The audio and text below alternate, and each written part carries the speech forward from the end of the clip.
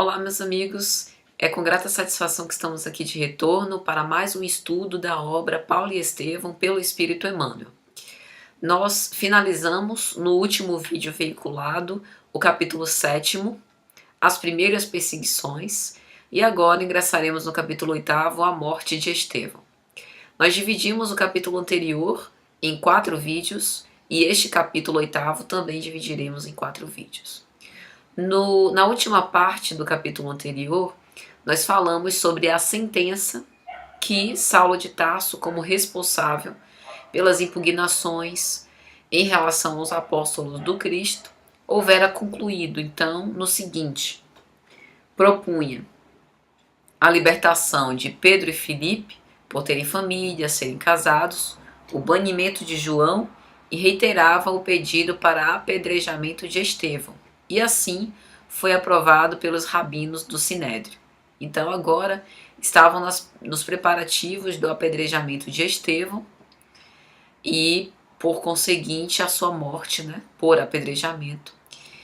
Só que aquelas noites no Sinédrio houveram sido muito acaloradas e agora, neste vídeo, nós falaremos do pano de fundo de como que emocionalmente estava Saulo de Tarso, na sua intimidade, no seu ambiente familiar, em relação a esse grande momento, que para ele representava um grande trunfo, uma grande vitória, enquanto sua carreira religiosa, como futuro rabino, como doutor da lei.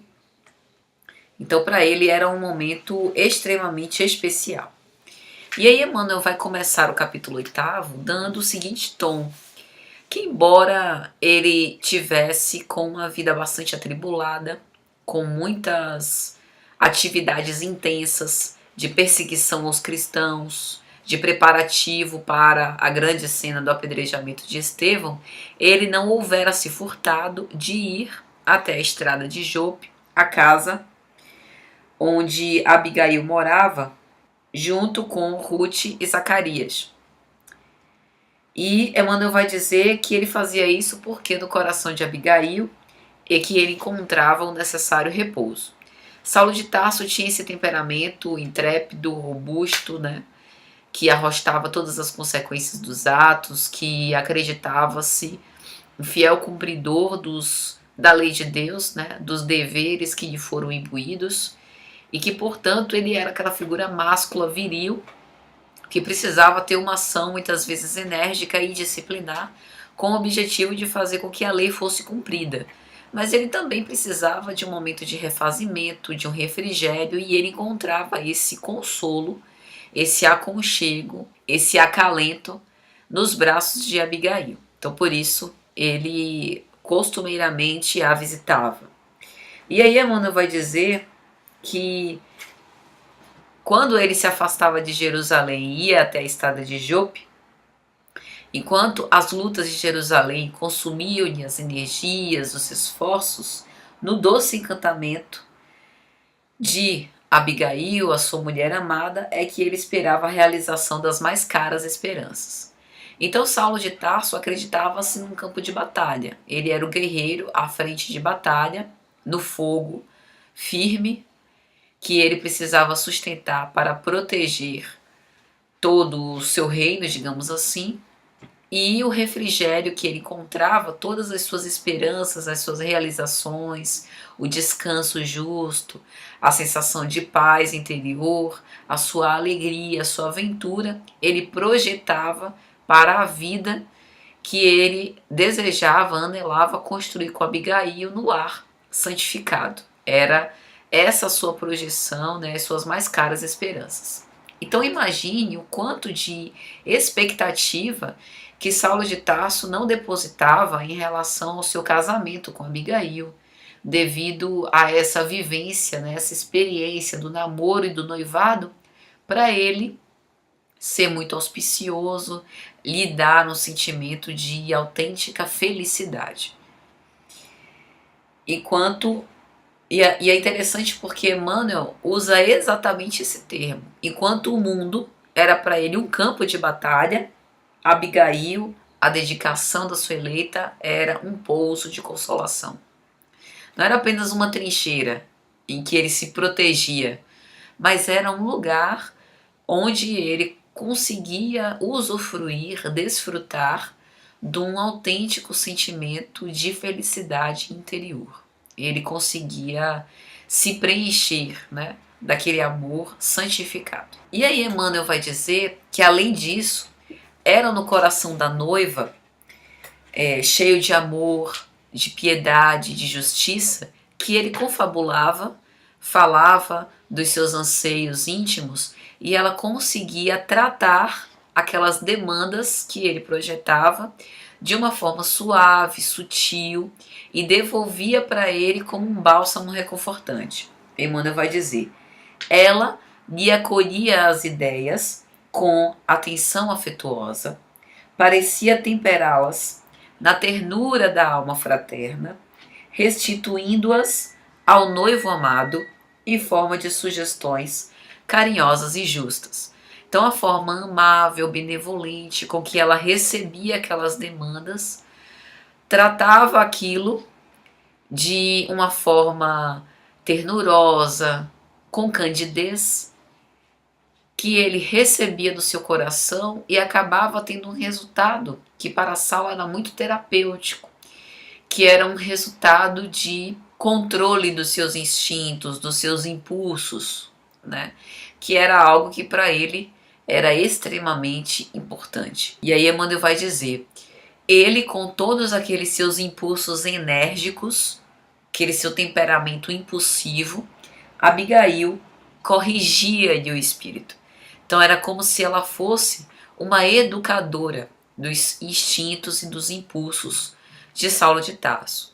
Aqui nós temos Abigail, né, no auge aí dos seus 18 anos, Saulo de Tarso por volta dos seus 33 anos.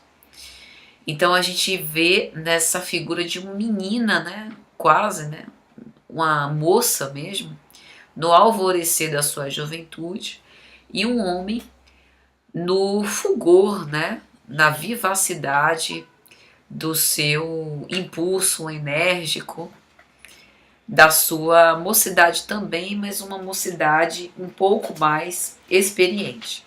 Então, Abigail era a suavidade, né, da sua alma. E na criatura eleita, Saulo de Tarso, a personificação de todos os sonhos da sua mocidade esperançosa.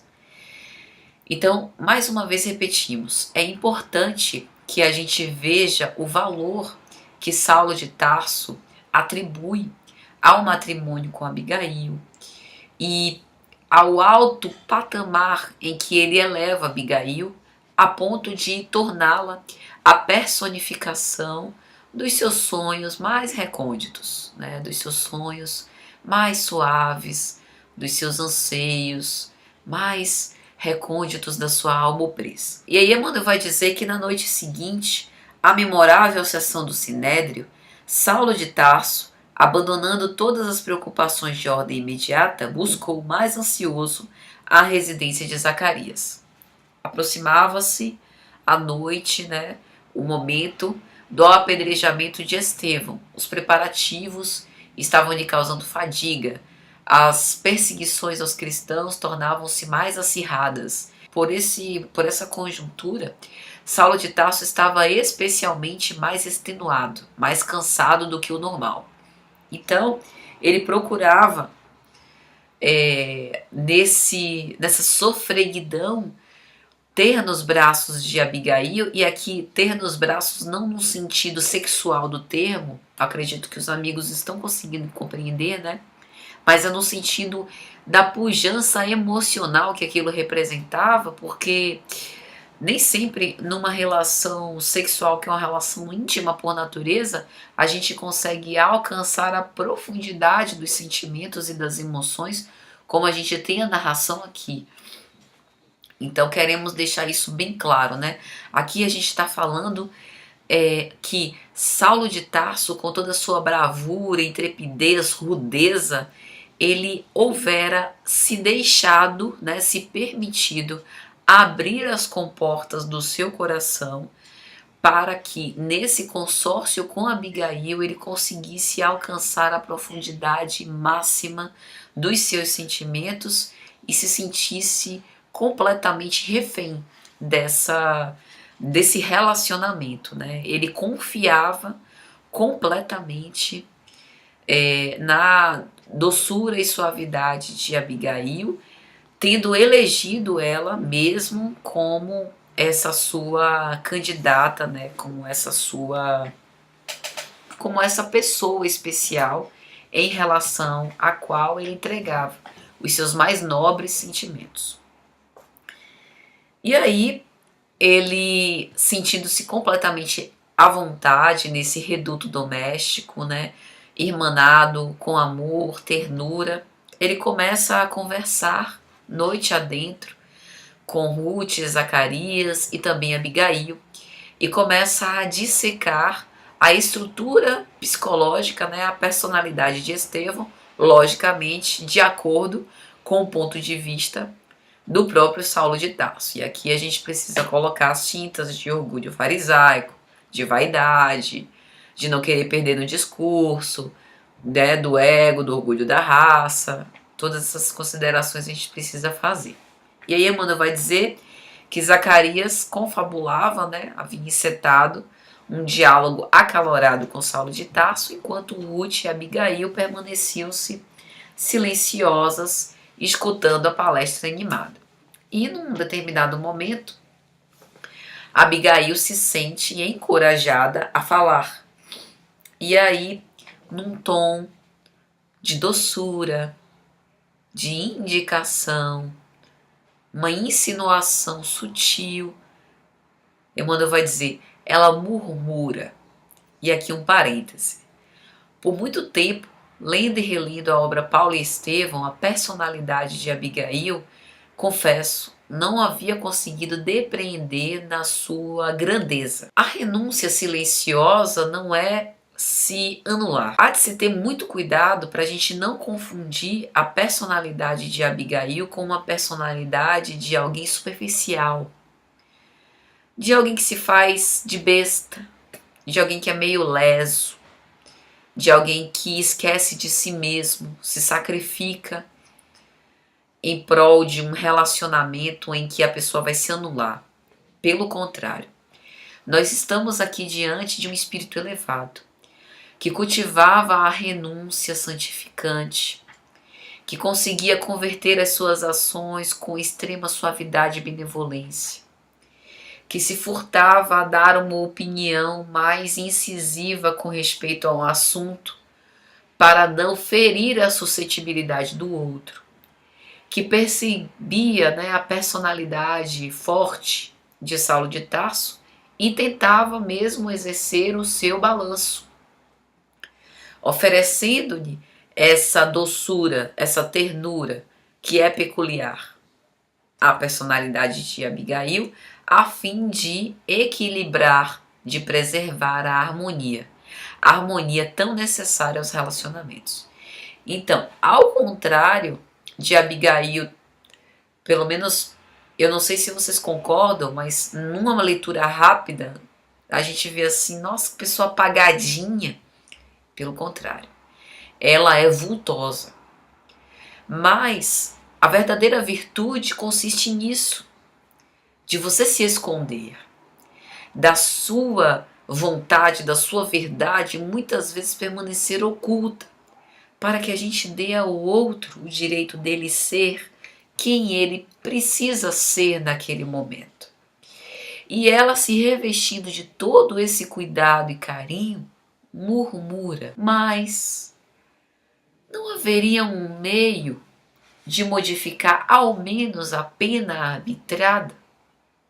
De outra forma, Saulo nem ouviria aquilo que ela teria a dizer. Consegue compreender? A argúcia psicológica de Abigail para tentar fazer com que os seus pedidos pudessem ser pelo menos levados em consideração e refletidos por Saulo. E mesmo assim, Saulo reage da forma impulsiva, né, tempestuosa que ele tinha. Mas que desejaria que nós fizéssemos? Nós tentamos de tudo e aí começa a largar. Por quê?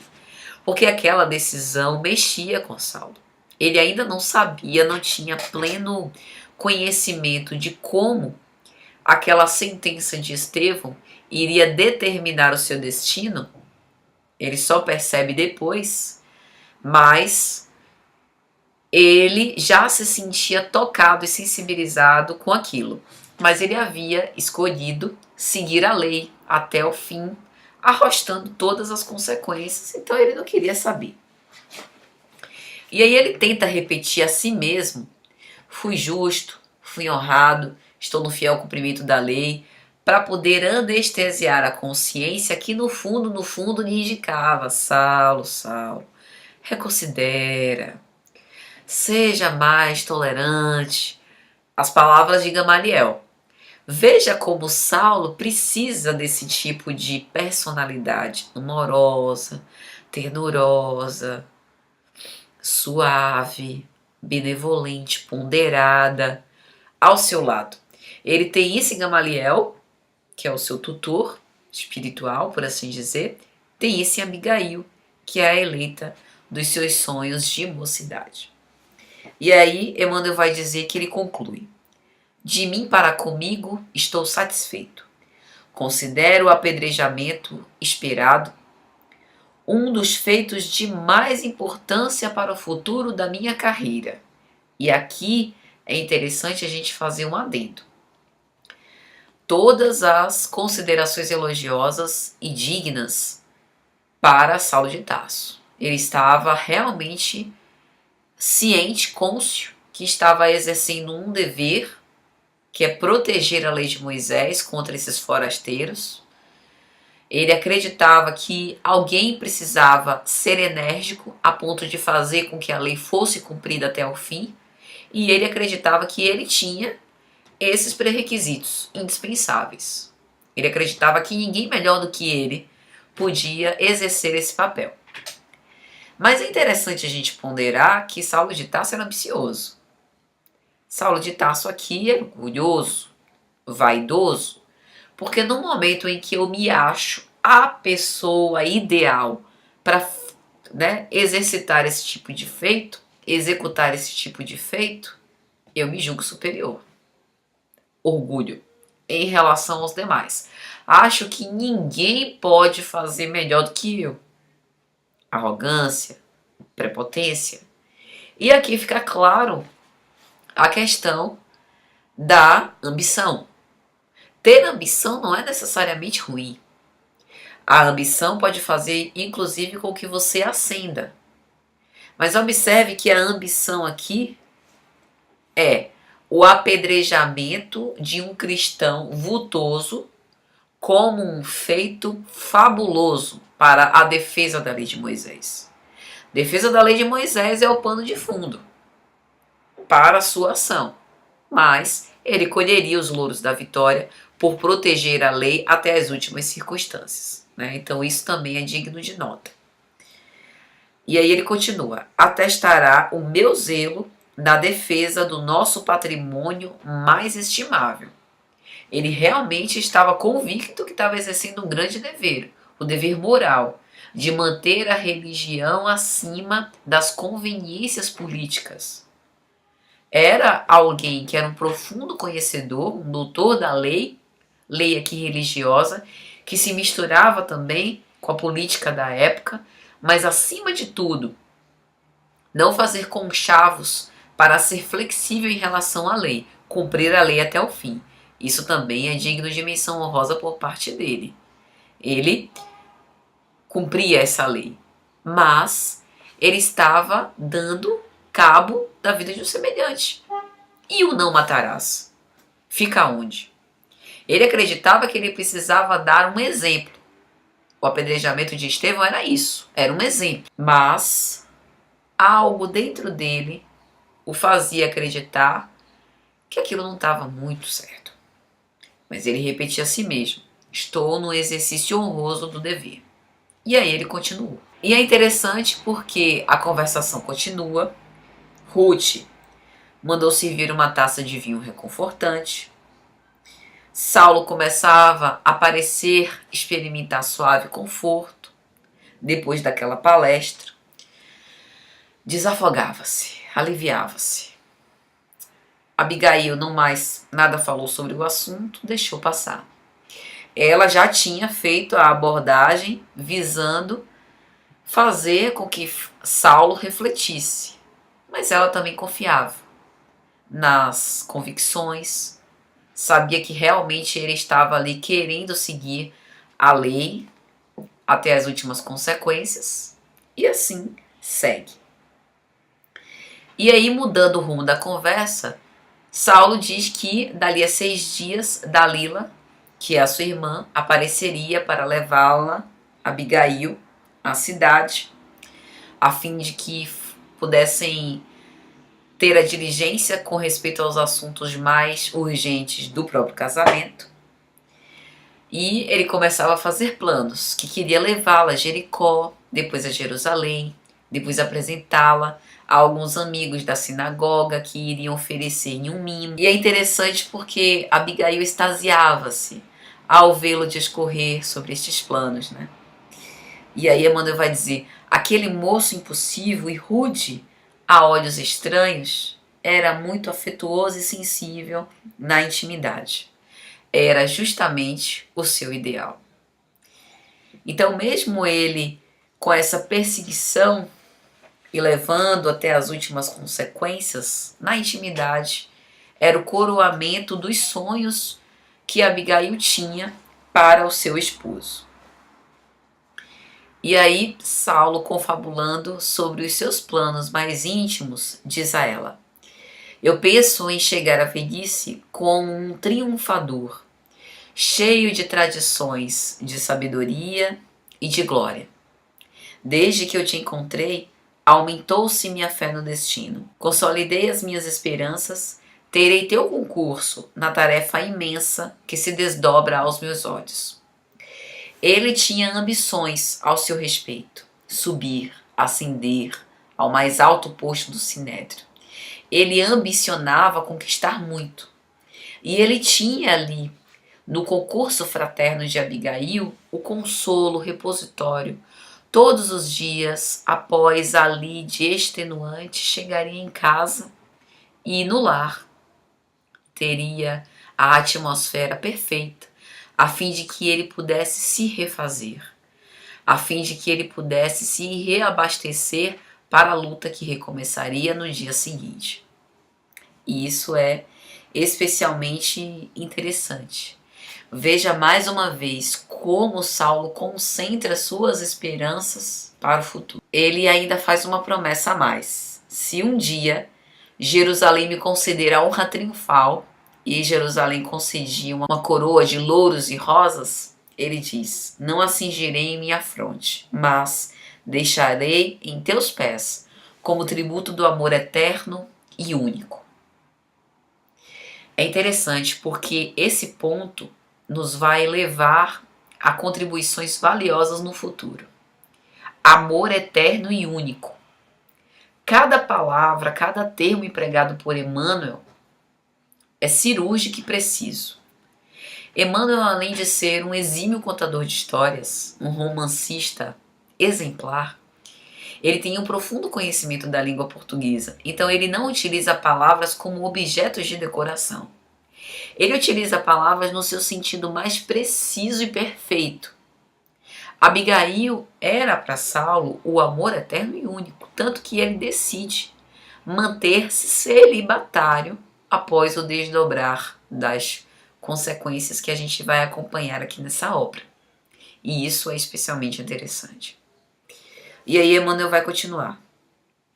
No discurso de Saulo, Saulo, confiante ao lado de Abigail, diz: presumo que, tendo-te sempre ao meu lado, corrigirei os meus impulsos.